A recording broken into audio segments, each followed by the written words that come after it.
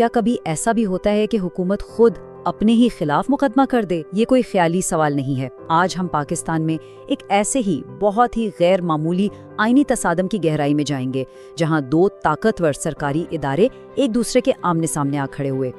اچھا، تو اس کہانی کی شروعات ہوتی ہے ایک بہت ہی ڈرامائی موڑ سے۔ ہوا یہ کہ پاکستان کے وفاقی تفتیشکاروں نے قومی ٹیکس دفتر پر چھاپا مار دیا۔ بس اس ایک کارروائی نے ایک بڑے آئینی بحران کی بنیاد رکھ دی۔ تو سوال یہ ہے کہ آخر یہ چھاپا پڑا ہی کیوں؟ آئیے ذرا واقعات کی کڑیوں کو جوڑتے ہیں اور دیکھتے ہیں کہ یہ سب کچھ شروع کیسے ہوا۔ ذرا واقعات کی رفتار تو دیکھیں، کچھ ہی ہفتوں میں بات نوٹس سے چھاپے تک کیسے پہنچ گئی۔ 11 جون کو پہلا نوٹس بھیجا گیا، پھر 20 جون کو دوسرا، جو کہ پہلے سے زیادہ سخت تھا۔ 18 جولائی تک تو معاملہ اینٹی منی لانڈرنگ قوانین تک جا پہنچا، اور پھر اس میں ایک عجیب و غریب موڑ آتا ہے۔ ایک افسر کو صبح 11 بجے کی میٹنگ کا نوٹس ملتا ہے، دوپہر 1:15 بجے، اور پھر آخرکار 23 جولائی کو FIA باقاعدہ سرچ وارنٹ لے کر ٹیکس دفتر میں داخل ہو جاتی ہے۔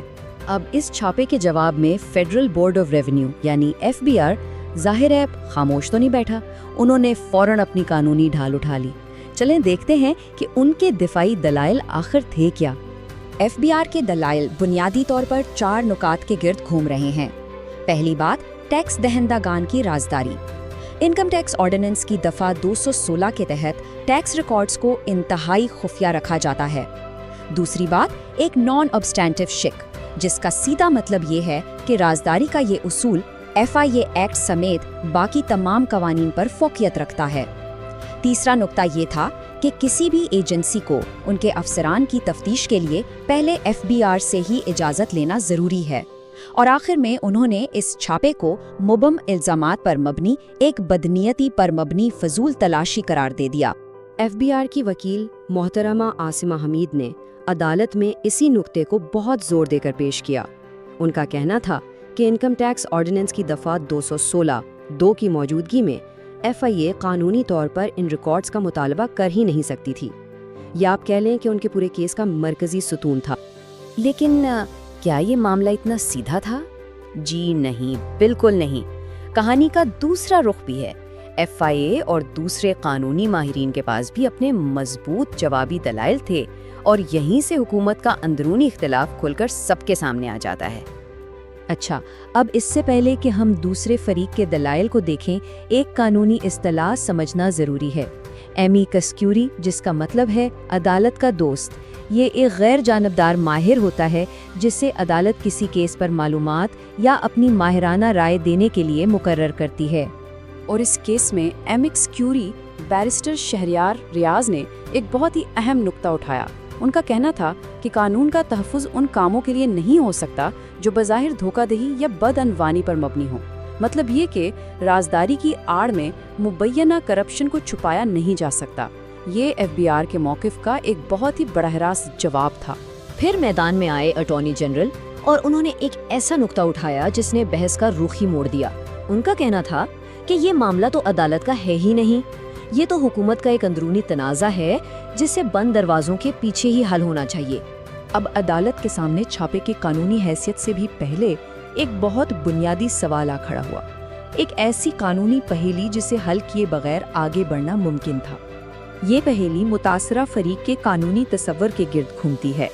دیکھیں، سیدھے الفاظ میں عدالت میں جانے کے لیے یہ ثابت کرنا پڑتا ہے کہ کسی کا کوئی ذاتی قانونی حق پامال ہوا ہے یا اسے کوئی قانونی نقصان پہنچا ہے۔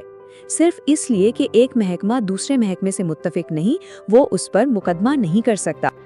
یہ موازنہ اس پیچیدہ تصور کو بہت آسانی سے واضح کر رہا ہے۔ ایک متاثرہ فریق وہ ہے جس کے حقوق کی براہ راست خلاف ورزی ہوئی ہو۔ اس کے برعکس کوئی ایسا شخص یا ادارہ جس کا مفاد صرف سرکاری یا ادارہ جاتی ہو، وہ متاثرہ فریق نہیں کہلائے گا۔ تو سب سے بڑا سوال یہ تھا، کیا FBR، جو خود ایک سرکاری محکمہ ہے، اپنی خریف ایجنسی FIA پر مقدمہ کرنے کا حق رکھتا بھی ہے یا نہیں؟ پورے کیس کا انحصار اب اسی سوال کے جواب پر تھا۔ تمام دلائل سننے کے بعد آخرکار عدالت نے اپنا فیصلہ سنایا۔ آئیے دیکھتے ہیں کہ جج نے اس پیچیدہ معاملے کو آخر حل کیسے کیا۔ تو فیصلے کا پہلا حصہ FBR کے حق میں آیا۔ عدالت نے یہ مانا کہ FBI واقعی ایک متاثرہ فریق ہے۔ جج کے مطابق جب کوئی FBI کی قانونی ذمہ داریوں میں مداخلت کرتا ہے تو یہ اپنے آپ میں ایک قانونی نقصان تصور کیا جائے گا۔ لیکن کہانی میں ایک اور موڑ تھا۔ FBI کو مقدمے کا حق تو دے دیا گیا، لیکن عدالت نے اس معاملے میں مداخلت سے صاف انکار کر دیا۔ اب سوال یہ تھا کہ آخر ایسا کیوں؟ اس کی وجہ حکومت کے اپنے بنائے ہوئے قوانین میں ہی چھپی تھی، خاص طور پر رول 8(2) میں۔ یہ اصول بالکل واضح طور پر کہتا ہے کہ جب دو وزارتوں یا ڈویژنز میں اختلاف ہو تو پہلے متعلقہ وزراء کو آپس میں مشاورت کرنی چاہیے۔ اگر وہ متفق نہ ہو تو معاملہ وزیر اعظم کے پاس جاتا ہے اور حتمی فیصلہ وزیر اعظم یا کابینہ ہی کرتی ہے۔ FBI نے یہ اندرونی طریقہ کار استعمال ہی نہیں کیا تھا۔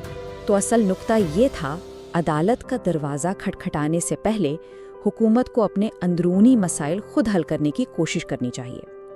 جج نے واضح کیا کہ عدالت کا کام ایگزیکٹو کے لیے اندرونی ثالثی فورم بننا نہیں ہے۔ یہ اختیارات کی علیحدگی کا ایک بہت ہی بنیادی اصول ہے جو حکومتی اداروں میں ڈسپلن قائم رکھتا ہے۔ اور یہ پورا معاملہ ہمیں ایک بہت بڑے اور اہم سوال پر چھوڑ جاتا ہے۔ جب سرکاری ادارے آپس میں لڑنے لگیں تو ان کا حقیقی احتساب کون کرتا ہے؟ عدالتیں یا خود حکومت؟ یہ ایک ایسا سوال ہے جو کسی بھی ملک میں طرز حکمرانی کی بنیادوں سے جڑا ہوا ہے۔ Legal Bridge LLP, your bridge to justice. Protecting your future every legal step of the way. Contact us today.